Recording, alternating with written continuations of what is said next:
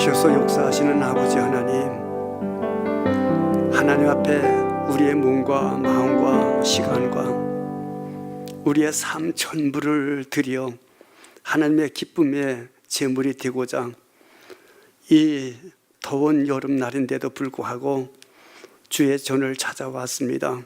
한 성도 한 성도를 어여삐 여겨주셔서 성령으로 충만하게 하여 주시고, 피곤함이 물러가게 하여 주시고, 병듦이 낫게 하여 주시고, 악한 영이 떠나가게 하여 주셔서 성령 충만한 용종감리교회가 되어지길 원합니다. 축복해 주시옵소서.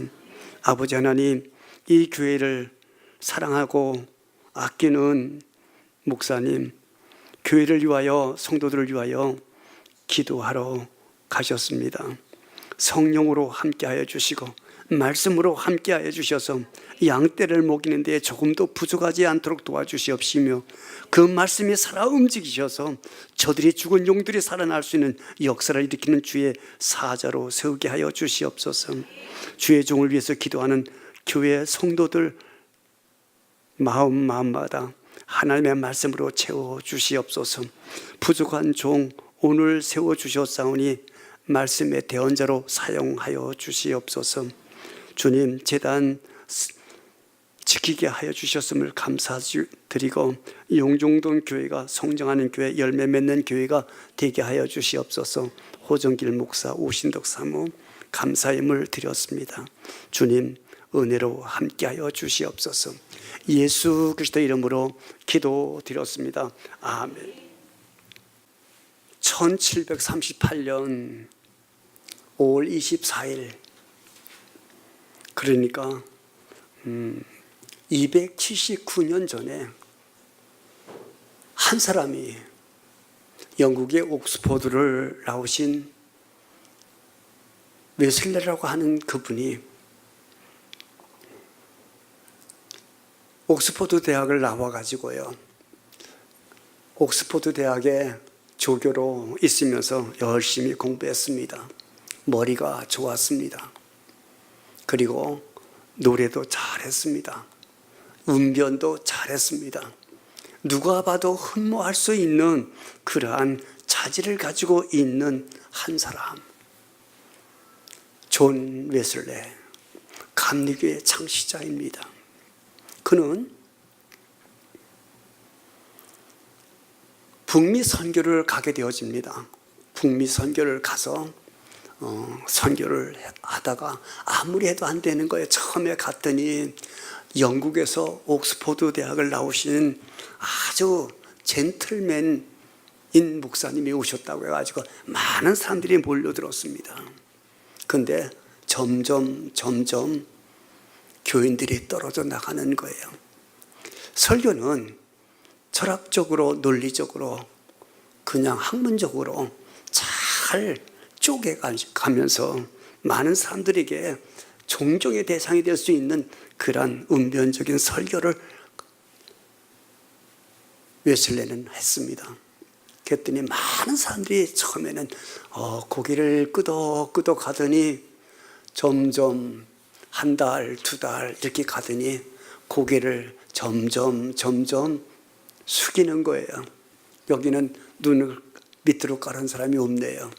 설교가 힘이 없으면 눈이 깔아질 수밖에 없잖아요. 웨슬레의 설교가 처음에는 눈이 반짝거리고 많은 사람들에게 칭찬을 듣는 웨슬레의 설교였었는데, 그것이 점점 이렇게 힘이 없어지니까 교인들이 다 힘이 없어지는 거예요. 목회자는 마음에 뜨거움이 있어야 여러분도 뜨거움으로 경배할 수 있는 거예요. 여러분은 목회자의 마음이 기쁘고 즐거워야 여러분에게 축복의 설교를 할 수 있는 거예요. 저희 안식구는 그래요. 기도를 하면 흠뻑하게 만족할 수 있도록 기도를 풍성하게 그냥 쏟아부어 주래요. 그런데 저의 성격은 그렇지 않아요.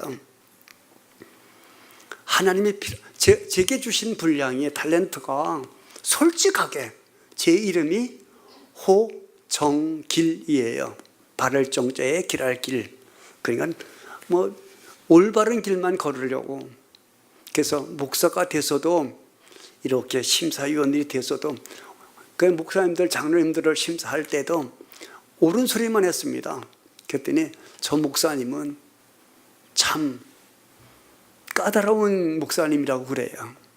근데 까다로운 설교를 하려고 같으면, 말을 하려고 같으면 제가 그렇게 살아야 돼요. 새벽 기도 내가 안 하면서 새벽 기도 안 한다고 장로님들 보고 막 들볶으면 장로님들이 어떻게 하겠어요? 성도들에게도. 자랑은 아닙니다. 이 얘기하면은 말씀이 더 맥이 빠지는 것인데요.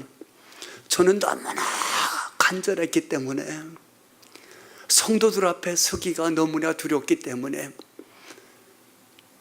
강경에 있는 우건교회에 31년 목회를 했는데요. 새벽 기도 1분 늦은 적이 없습니다. 예배 시간 1분을 축낸 적이 없습니다. 30분 전에 와서 기도하고 있다가 이렇게 말씀드렸습니다. 사람의 생각으로 그렇게 할 것 같았었는데요. 아니에요. 온전히 하나님 앞에 맡긴 심정을 가지고 있으니까 환경을 열어주시더라고요. 사람들의 마음을 열어주시더라고요. 뿐만 아니라 그의 영혼을 열어주시게 하심으로 말미암아 말씀이 저들에게 믿음이 되게 하고 믿음이 능력이 되게 하고 그 믿음의 능력은 저들을 활성화시키는 역사를 일으키게 만들어 주시더라고요. 웨슬레는 점점 이렇게 해서 북미 선교를 하다가 실패를 하고 맙니다. 실패를 해요. 실패한 원인, 아주 근본적인 원인은 미국 가서 봤더니 예쁜 여자가 있는데요. 그분하고 이렇게 썸씽을 하고 싶었던 거예요. 그런데 웨슬레는 처음에 성공의 신부였었어요. 그런데 성공의 신부들은 이 결혼이 그렇게 합서는 안 되거든요. 그러니까는 주저주저 하고 있는 동안에 그 아가씨가 다른 남자한테 시집을 가버리고 말았습니다.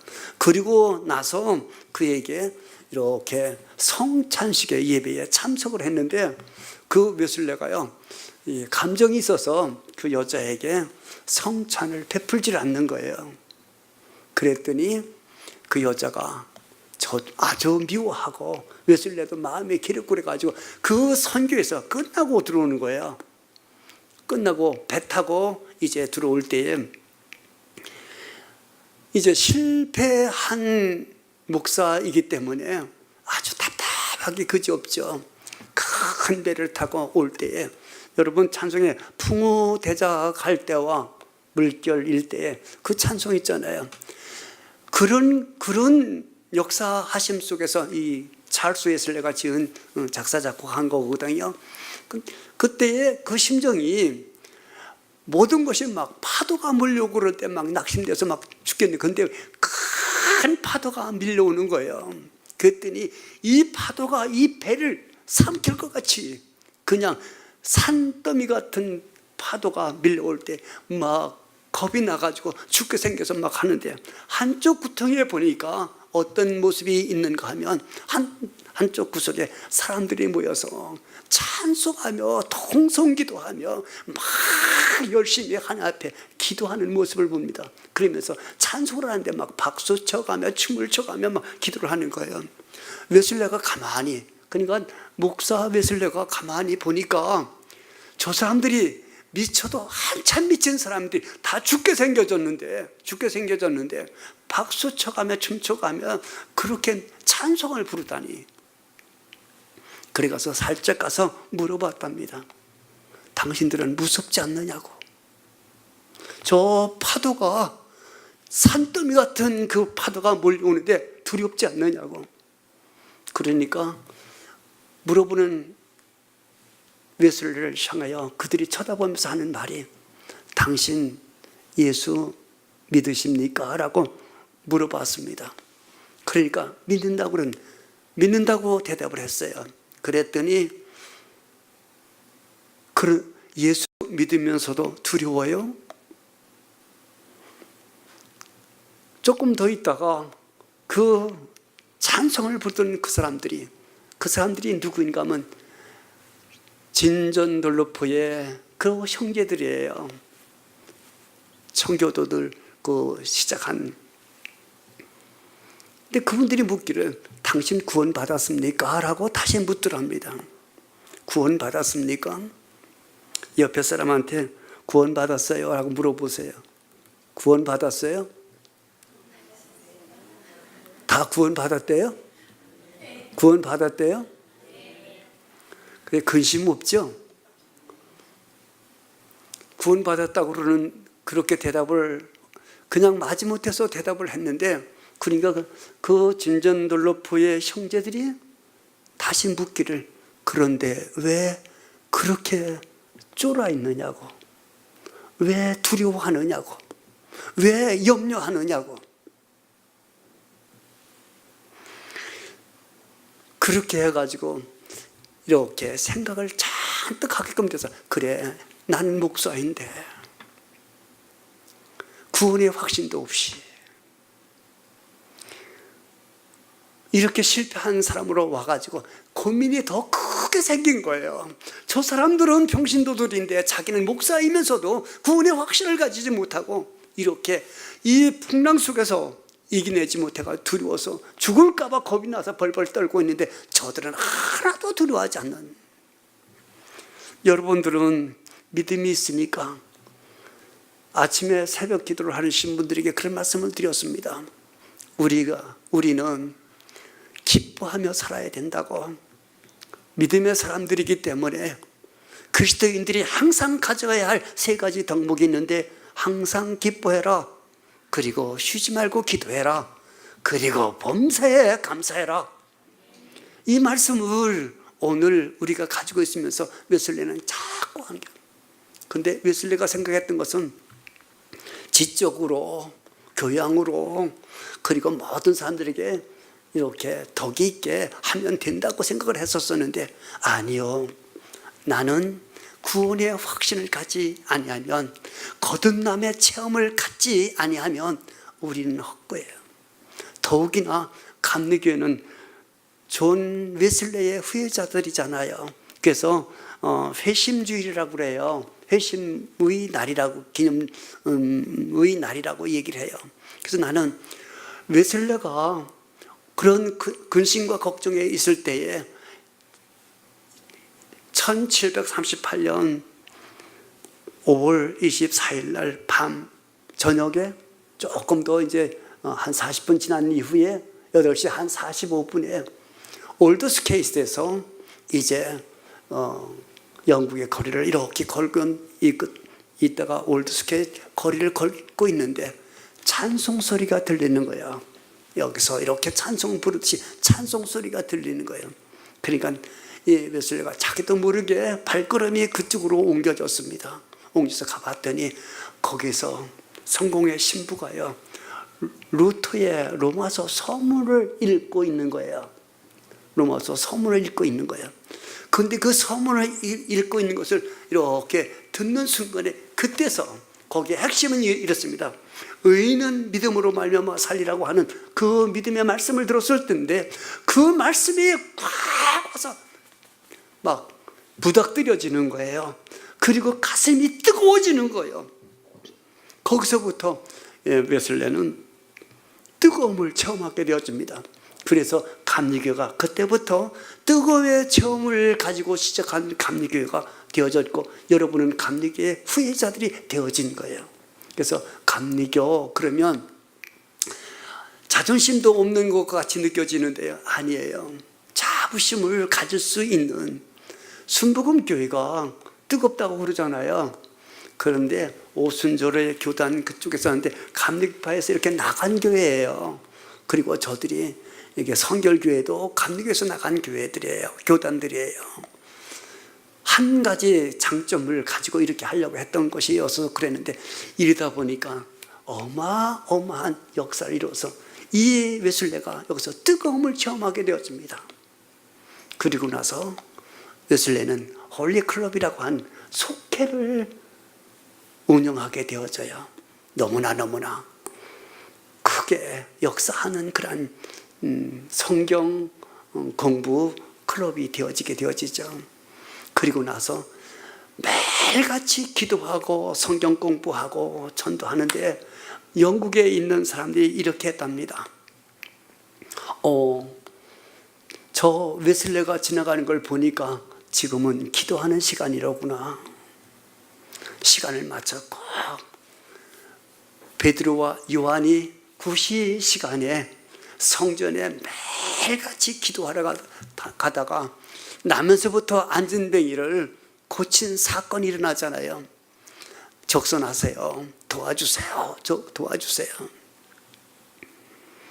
그때에 베드로와 요한은 끓어오르는 그 마음속에서 생각도 못하여 그 안진뱅이를 향하여 쫓아가서 하는 말이 금과 은은 내게 없거니와 나사렛 예수 그리스도의 이름으로 명하노니 안진뱅이에 일어서라고 하면서 벌떡 일으켜 세우셨습니다. 하나님의 성령의 역사는 기도의 능력, 믿음의 능력이 있는 사람들에게는 이러한 역사가 일어나게끔 만들어 주신 거예요. 바로 존 웨슬리는 이러한 체험을 하고 나서 뜨거운 가슴을 가지고 오늘 감리교인들을 만들어가게 되어집니다. 그래서 우리는 뜨거운 피가, 신앙의 피가 흐르고 있는 감리교 후의 자들이다라는 자부심을 가지시기를 바랍니다. 그래서 영국은 신사의 나라라고 해가지고요, 넥타이를 안 매고요, 양복 안 입고 그 다음에 강대상이 없으면 설교를 못 하는데요. 거기는요 아주, 그리고 여기에 무슨 정장하지 않고 교회 못 들어와요. 원래가 그래요. 정장 입지 않고서는 교회 못 들어와요. 제가 군대에 있을 때에 카투샤에서 3년을 미군들하고 같이 생활을 했어요. 제가 교회를 돕기도 하고 이렇게 했는데요. 추수감사주일 때는요, 추수감사주일 때는 하루 종일 메스홀에서, 식당에서 밥을 줘요.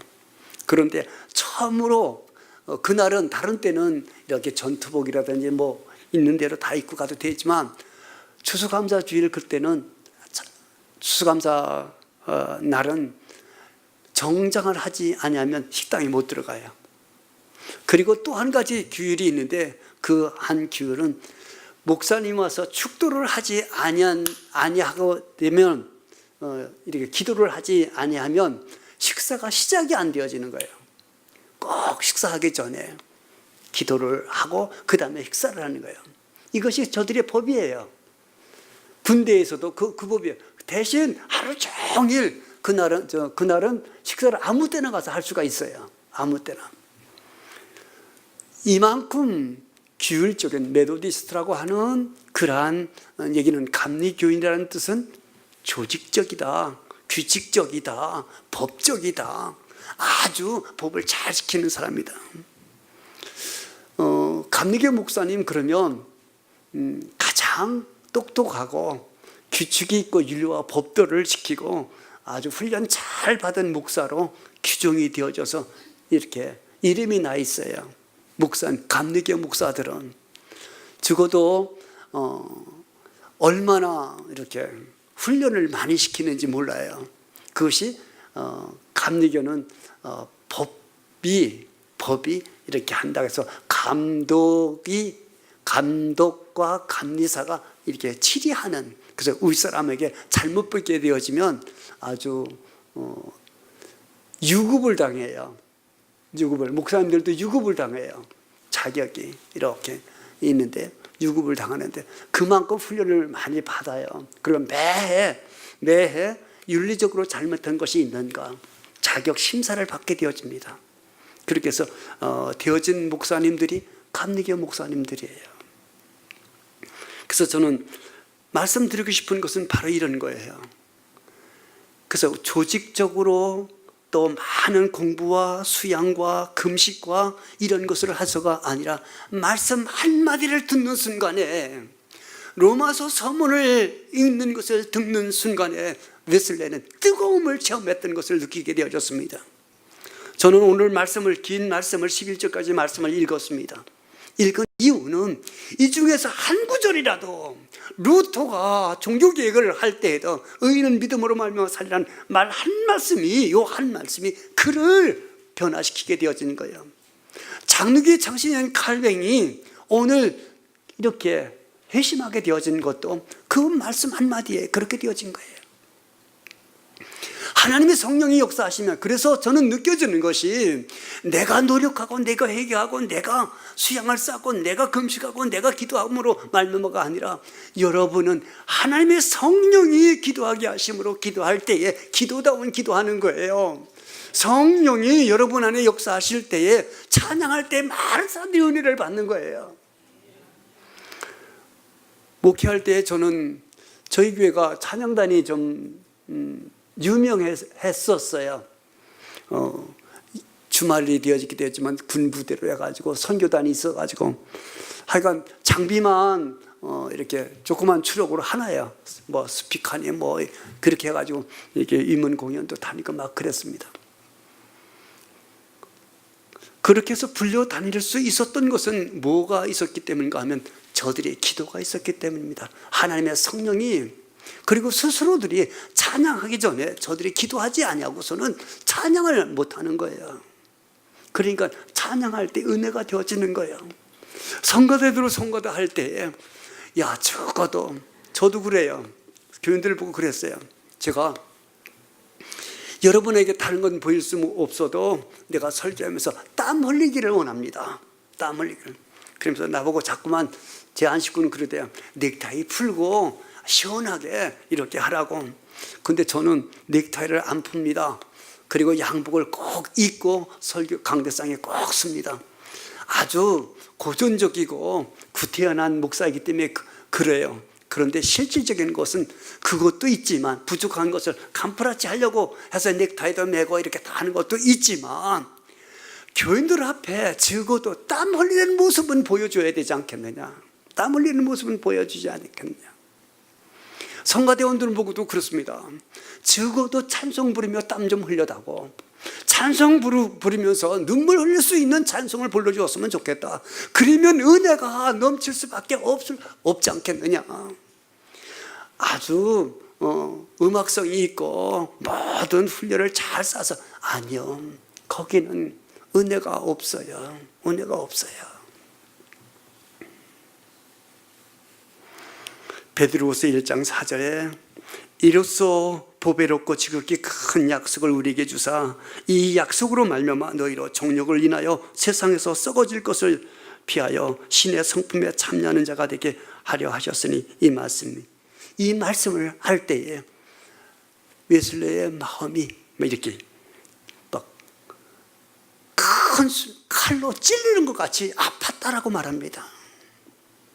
하나님의 말씀을 들을 때에 막 가슴이 찔려지게 아픈 거예요.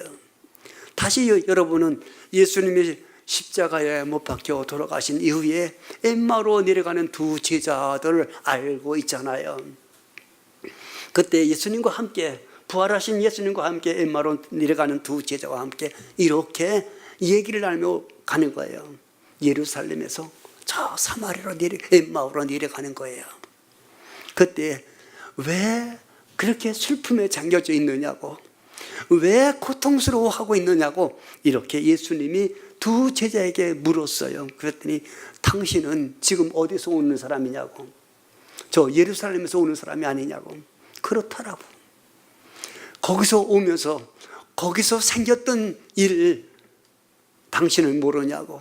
예수 그리스도, 우리 모두가 다 메시아라고 느꼈던 그 사람이 십자가에 못 박혀 죽으심을 당하셔서 우리는 이렇게 아픔을 가지고 갑니다. 그때 예수님이 성경에 관한 얘기를 차곡차곡히 차근차근히 조용하게 얘기를 해주는 거예요. 그래서 오랜 시간 들은 이후에 목적지까지 거의 다 가서 저녁을 먹을 그때에 기도를 하는 거예요. 근데 그때에 저들의 눈이 띄어지는 거예요. 그때에 저들의 가슴이 다시 한번 생각이 나게 되어지는 거예요. 그러면서 두 제자는 이렇게 말합니다. 야, 길에서 그분과 얘기할 때 네 가슴이 뜨겁지 않더냐? 형제분, 오늘 하나님의 말씀을 들으면서 느낀 것이 있으십니까? 찔리는 것이 있으십니까? 새로운 생각이 떠오르는 것이 있으십니까? 그것은 성령이 감동하게 해주시는 말씀으로 믿고 살아가게 되어지면 그것이 믿음이 되어지고 그것이 능력이 되어지고 그것이 나를 변화시키고 나를 거듭나게 하는 역사를 만드는 존 웨슬리와 같은 사람을 만들 수 있는 계기점인 것을 여러분이 믿으신다면 바로 성령이 감동할 때에 그때 무시하지 말고 100% 아멘으로 화답하고 받아들이시길 바랍니다. 말씀이 내 속에 찌르는 듯하고 말씀이 나를 향하여 말할 수만 하는 것 같이 느껴지고 그 말씀이 듣지 못한 말씀 같고 보지 못했던 글같이 느껴진다는 것 같으면 그때 성령이 역사하는 거예요. 이 순간을 우리는 놓치지 말자는 말씀입니다. 성령이 존 웨슬리가 이렇게 회심할 수 있었던 것은 그때의 성령이 역사하실 때에 그가 감동이 되어진 거예요. 그가 하나님의 성령에 사로잡힌 거예요. 이 시간도 성령의 사로잡힘을 받으셔서 말씀의 사람이 되어주셨으면 좋겠습니다. 그리고 성령의 사람이 되어주셨으면 좋겠습니다. 그리고 기도의 사람이 되어주셨으면 좋겠습니다. 그래서 병든 사람이 있거든 기도해 주시고요. 분명히 야고보서 5장에 보면 병든 사람이 있느냐? 그 사람을 놓고 기도해라, 기도하라고 분명히 말합니다. 그러면 나음을 얻게 하게 해주셨다고. 교회에서 그래도 감사한 것은 저녁마다 기도하시는 권사님들이 계시더라고요. 너무나 감사한 거예요. 하나님, 저희의 기도가 베드로와 요한이 성전에 올라갈 때마다 기도하였던 것처럼 그 기도 시간에 그 큰 믿음 갖게 하시고 성령 충만하게 하심으로 말미암아 감동 주셔서 병든 사람을 위해서 기도하게 하여 주시고 앉은 벽에 위해서 기도하면 앉은 벽에 일어나게 하고 눈먼 속에 눈을 뜨는 역사가 일어나게 만들어 주시옵소서. 그가 말하면 사람들이 은혜를 받게 하시고 감동이 되게 하시고 뉘우침이 있게 하여 주시옵소서. 성령이 역사하게 되어지면 말하게 되어지면 이제 우리에게 주어지는 교훈이 있는데요. 무엇이 있는가 하면 말씀을 듣고 그 다음에 은혜가 넘치게 되어지면 여러분 회개가 나오게 되어 있어요. 내가 뉘우치는 것, 내가 잘못했어 이렇게 말하는 게 아니라 성령이 내 속에 역사하심으로 말미암아 나는 큰 죄인 중에 죄인이야. 많은 목사님들이 그런 얘기를 하더라고요. 성령을 은혜를 많이 받으면 받을수록 죄를 더 많이 깨달아진대요. 죄가 많을수록 죄가 없다라고 우기고 교만을 떠는 거예요. 여러분 죄 없으시죠? 죄가 있으신가 말을 못하네. 죄를 사회에서 죄가 있다 그러면 경찰서에 구치소에 가야 되고요. 하나님 앞에 죄가 있다고 느껴지면 용서와 자비와 긍휼함을 힘입게 되어지는 거예요. 정말 멋있잖아요. 하나님, 나도 모르게 천부여 의지 없어서 손들고 옵니다. 주 나를 박대하시면 나 어디로 가오리까? 이렇게 말씀하게 되어지면, 이렇게 고백하게 되어지면, 나도 모르게 이렇게 하나님 앞에 두 손을 들게 되어지면 하나님이 나를 도와주시잖아요. 그러면 하나는 은혜가 넘치게 되어지는 것을 보게 되어집니다. 하나님의 은혜가 웨슬리를 가슴을 찢게 했습니다. 웨슬리의 마음을 뜨겁게 만들었습니다. 그래서 우리의 마음도 하나님의 말씀을 들을 때에, 왜 목사님은, 그런 사람들이 있더라고요. 설교를 들을 때 목사님은 나를 미워해가지고 꼭 나를 찝어가지고 그냥 꼭꼭 찔른다고.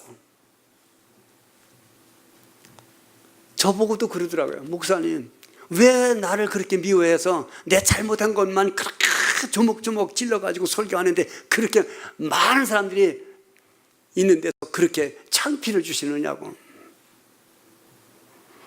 목사가 할 일 없어서 당신 흠잡고 앉았겠느냐고.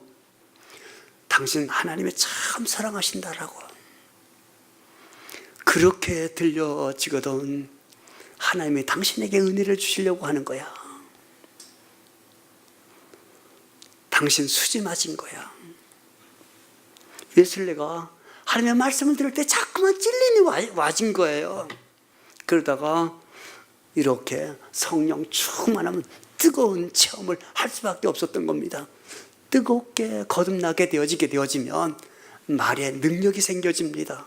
생활의 변화가 되어집니다. 정결한 삶이 되어집니다.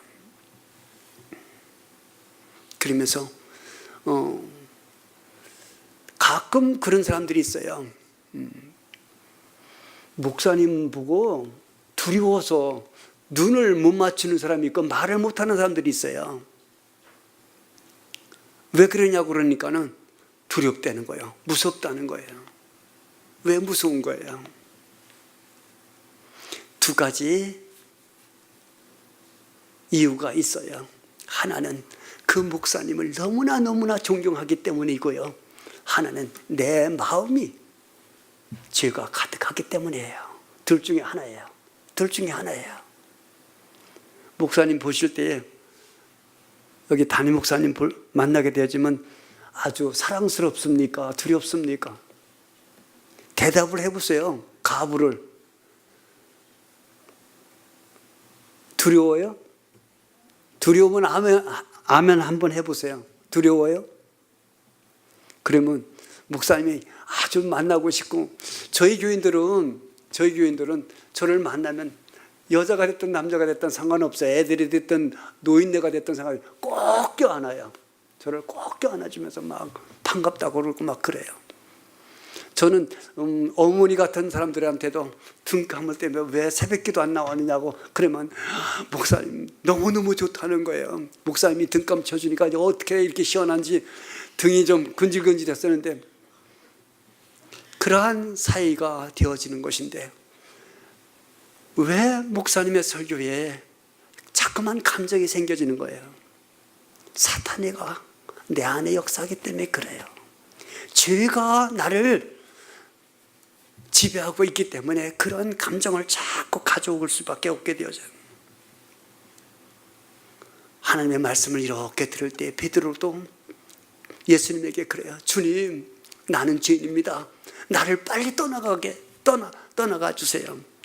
누가복음 5장 8절에 보면 시몬 베드로가 이를 보고 예수께 무릎 꿇어 엎드려서 이르되 주여 나를 떠나소서 나는 죄인으로소이다. 예수님이 하시는 말씀 한 말씀이 그렇게 꿀송이같이 달기도 하지만 아주 이한 검으로 자르는 그러한 말씀같이 느껴지니까 너무나 두려운 거예요. 너무나 두려운 거예요. 이 사람은 하나님 앞에 쓰이는 사람이에요. 베드로가 이렇게 해서 쓰임 받잖아요. 그래서 한번 그렇게 얘기하잖아요. 깊은 데다가 그물을 던져보라고 그러니까 밤이 맞도록 던졌는데도 그물에 고기 한 마리 잡을 수가 없었습니다. 그런데 말씀 의지하여 던져보겠나이다. 던졌더니요 그물이 찢어질 정도로 고기가 잡혔어요.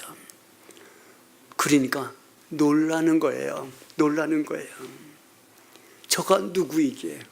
저가 누구이게? 나는 고기를 낚는 업으로서 뼈가 굳은 사람인데 저는 아무것도 모르는 사람의 말 한마디에 순종하니까 이런 역사가 일어나니까 그가 엎드려 나는 죄인입니다. 나는 부족합니다. 나는 연약합니다.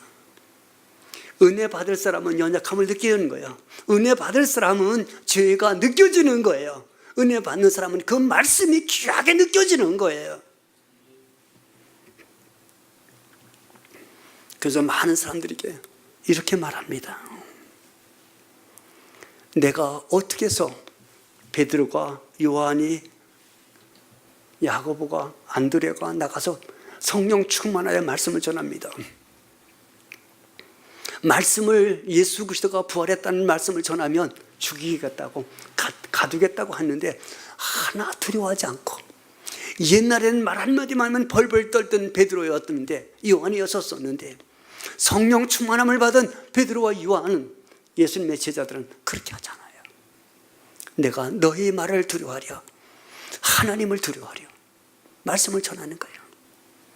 내가 세상을 살아가면서 두려움 속에서 살아가는 사람이 아니라, 근심과 염려 속에서 살아가는 사람이 아니라 당당하게 예수 믿는 사람으로 살아갈 수 있는 믿음의 성도들이 되어주셨으면 좋겠습니다. 나는 죄인입니다. 그런데요, 주님이 나를 위하여 십자가에 달려 돌아가셨다는 이 믿음이 내게 있을진대는 나는 조금도 두려움이 없는 거예요. 예수님이 나를 의롭다고 만들어 주셨는데, 그러니까 기뻐할 수밖에 없잖아요. 그래서 우리가 해야 할 일이 있는데요, 그 해야 할 일은 내가 이런 환경과 이런 조건과 이런 기회가 와지거든 회개하는 거예요. 잘못했다고 손을 드는 거예요. 괜히 고집 부리고 그냥 한번 또 도전하고 또 도전해 보겠다고 고집 부리지 마시고, 그때 하나님 앞에 나를 받아주세요. 하나님께서 나를 의롭다가 여겨주심으로 하나님 앞에 쓰임받는 주의 자녀로 세워주셨으니 감사합니다. 그래서 내가 누구인가, 고린도후서 5장 17절의 말씀을 보니까, 그런즉 누구든지 그리스도 안에 있으면 새로운 피조물이라, 이전 것은 지나갔으니 보라 새 사람이 되어졌노라고 말씀을 하십니다. 사랑하는 용종동 교회 성도 여러분, 이제 우리에게 주시는 교훈을, 하나님의 말씀을 들을 때에 그 말씀이 이한 검같이 꿀송이보다 더 단 말씀이 때로는 내 뜻에 어긋난 길이 되어진다고 할지라도 그때에 내 뜻을 접으십시오. 그러면 하나님이 나를 주장하게 하여 주심으로 기쁨 있게 하십니다. 그리고 감사함이 넘칠 수 있게끔 되어집니다. 그리고 하나님의 말씀을 들을 때에 우리의 가슴이 뜨거워지는 역사가 일어납니다. 이제 새벽 시간에도 말씀을 좀 드리려고 하는데, 내일 마지막 새벽 시간에 이제 성령에 관한 말씀을 좀 드리려고 합니다.